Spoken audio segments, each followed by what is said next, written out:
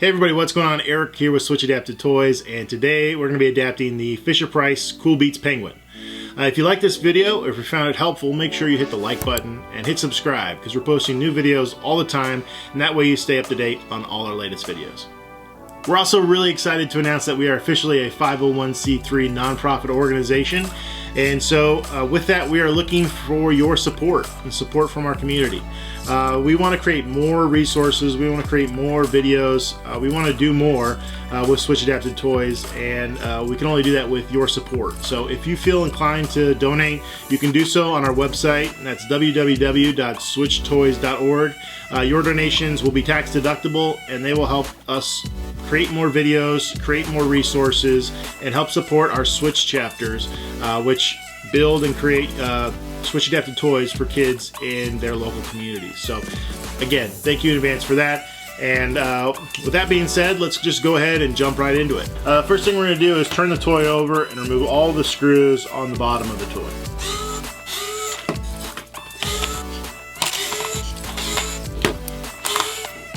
Alright, so with those screws removed, we should be able to kind of remove the bottom plate of the toy. And you can set these buttons aside. Alright, so with the toy opened up, you can see that there's these two circuit boards here, and each circuit board has a little disc on it. Now those discs are what the button actually presses to complete the circuit.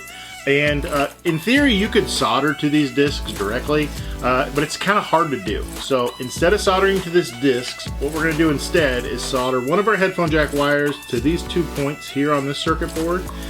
And on this circuit board, we're going to solder another headphone jack wire to these 2 points. Kind of if the toy is facing you, the right one and the middle one. But before we can do that, we need to drill a hole in the toy so that we can get our headphone jack wires into the toy. So let's go ahead and do that now. So you could really drill your hole kind of anywhere on the outside of the toy.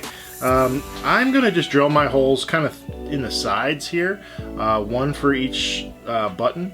So just kind of right through here. I'm just going to make sure I'm not going to accidentally hit something inside, and I'm going to go ahead and drill my hole.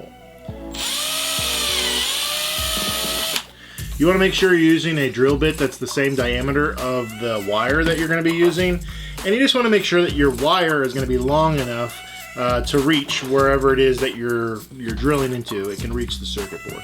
Now I'm going to just try to make them as even as possible.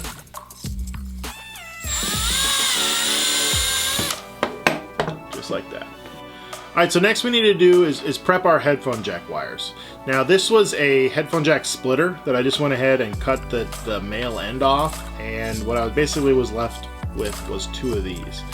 Now these headphone jacks come in different styles. They can be a mono headphone jack or a stereo headphone jack. How you'll be able to tell the difference is by removing this outer casing. So let's just go ahead and do that now. So I'm going to go ahead and strip back this black casing. So now inside this headphone jack, you can see there's 3 wires. This is what you'll find in a stereo headphone jack wire. If you had a mono headphone jack wire, you'll just have 2 wires. Now mono headphone jack wires are a little bit easier to deal with because everything in this next step is already done for you. So you can just basically strip back the tips of these wires and you can jump straight to soldering to the circuit board. So if you've got a stereo headphone jack, we need to combine 2 of these wires together to essentially form a mono headphone jack wire.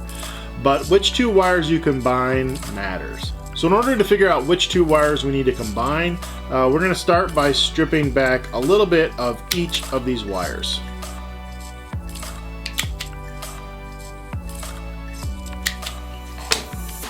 Alright, so with those wires stripped back, I'm going to just go ahead and combine 2 of them together, and I'm going to do that by just twisting the exposed wires together.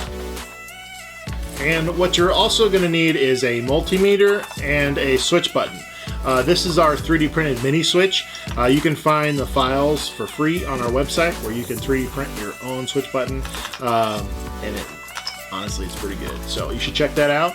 But I'm going to go ahead and plug in my headphone jack to my button, and I'm going to turn my multimeter to ohms. Next, what I'm going to do is touch the probes of my multimeter to the exposed section of the wire. And you should see on the multimeter it says OL.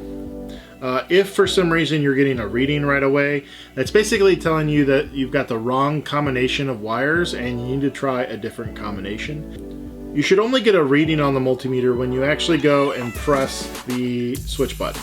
And when you release the button, it should go back to OL. That is exactly what you want, and that's how I know that this is the correct combination of wires. So now that I know I've got the right combination of wires, what I'm going to do is just make things a little bit neater by twisting the exposed wires nice and tight.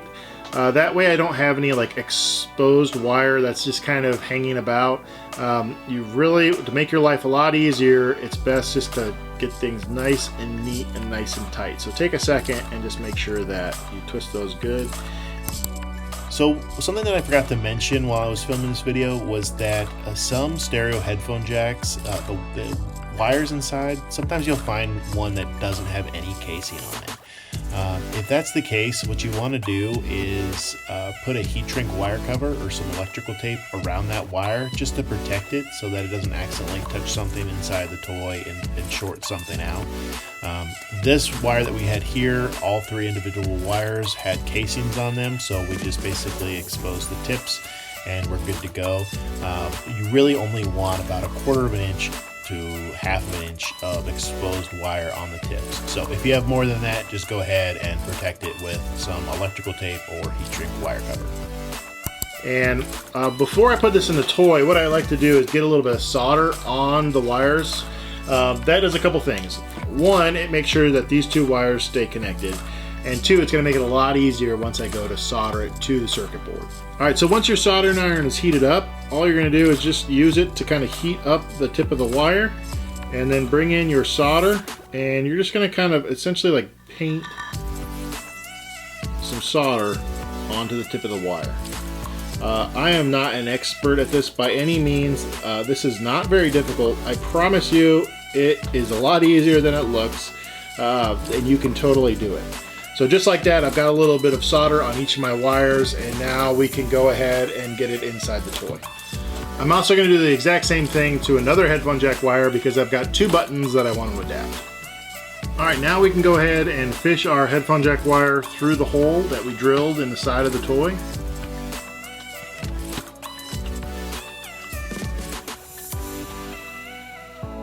So now we can go ahead and solder our wire to the circuit board, and essentially what I'm going to do is just reheat the solder that I've got on the wire and get it to attach to those little points, those little nodes, just like that. Now what's important is I've got a good secure connection, and I don't have any solder that kind of crosses over from one of those points to the other. If I did have that, I would want to make sure I clean it off somehow. Because if you've got solder that's going across, it's just going to constantly be going off. So I'm just going to solder just like that. And give it a tug and make sure that it's good and secure. Perfect. So now we can go ahead and jump over to the other circuit board. And if you remember, we're going to solder one of our wires to the middle dot and the other wire to the dot on the right, if you're looking at the toy facing you. One thing I forgot to mention is you should have the toy off at this point, but I feel like that's kind of self-explanatory, but make sure your toy's off.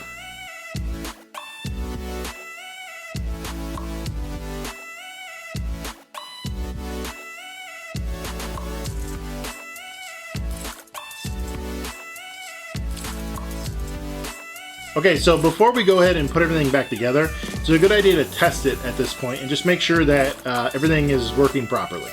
So I'm going to go ahead and plug in our 3D printed mini switch, and I'm going to turn the toy on. And I'm going to go ahead and give our button a press. There we go. That one's working great. So I plugged my switch into the other headphone jack, and let's test it. There we go. So now that I know that everything is working properly, we can go ahead and secure our headphone jacks. What you want to do is just kind of figure out how much wire, how much cord you want hanging out of the toy.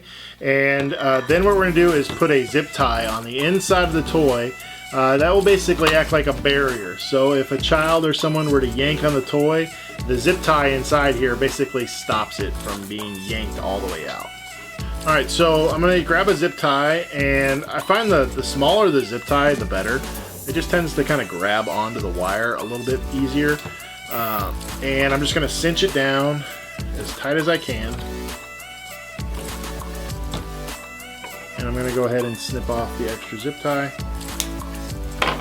And I'm going to do the same thing kind of around the same place on the other wire, just so that I've got the same kind of amount of wire hanging out of the toy.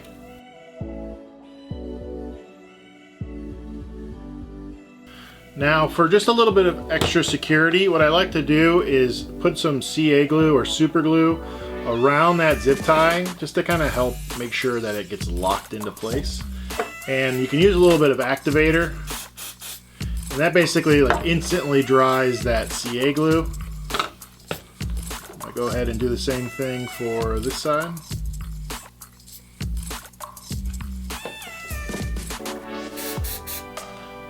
You can find all this stuff on Amazon or pretty much at any big box store. Sometimes the activator can be a little hard to find.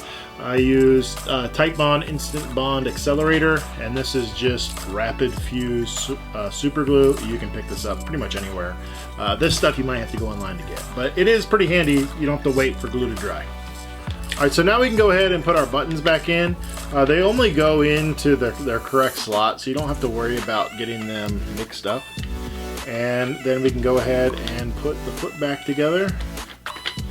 Just make sure you're not going to be pinching any of your wires. And then we can go ahead and screw it all back together.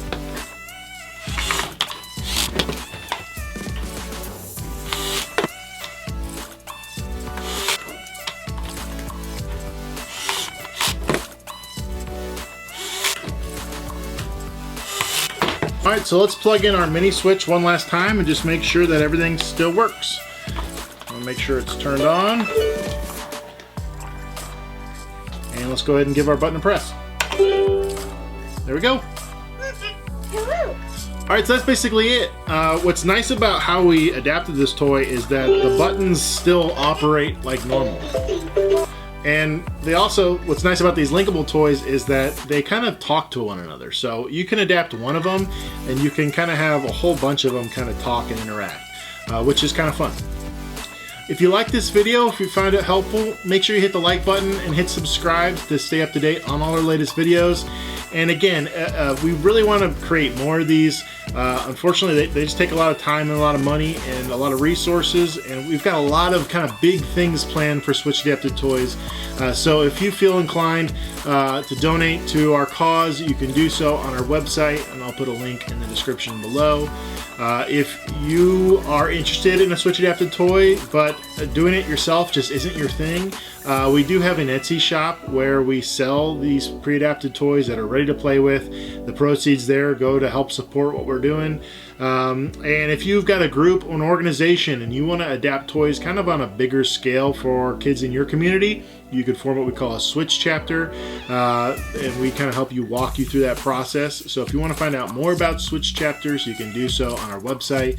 Again, it's www.switchtoys.org, and I'll put a link in the description below. Well, that's pretty much it. I'm Eric with Switch Adapted Toys, and we'll see you next time.